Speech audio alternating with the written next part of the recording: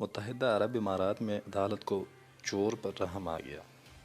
متحدہ عرب امارات میں عدالت نے بیمار ماں کے لیے چوری کرنے والی غیر ملکی شخص کی سزا میں کمی کر دی۔ اماراتی میڈیا کے مطابق عجمان کرمنل کورٹ میں چوری کیس کی سماعت ہوئی،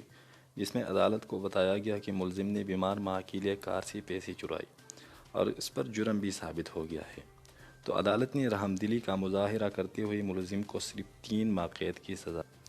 عدالتی ریکارڈ میں بتایا گیا کہ ایشیائی شخص نے ایک کمپنی کی کار سے 7,500 درہم چوری کیے، جس میں 1,000 درہم والدہ کی علاج کی غرض سے پوری طور پر اپنے ملک بھیجی اور باقی رقم خرچ کرنے کے بجائے اسے صحرائی علاقے میں کہیں دفن کر دیا۔ کار ڈرائیور نے بتایا کہ وہ کمپنی کے سامنے کچھ ضروری دستاویزات لینے کے لیے گاڑی کا انجن چلتا چھوڑ کر چند لمحوں کے لیے اندر گیا تھا اور واپسی میں دیکھا کہ پیسوں سے بھرا بیگ غائب ہے، جس پر مقامی پولیس اسٹیشن کو پوری شکایات درج کرائی۔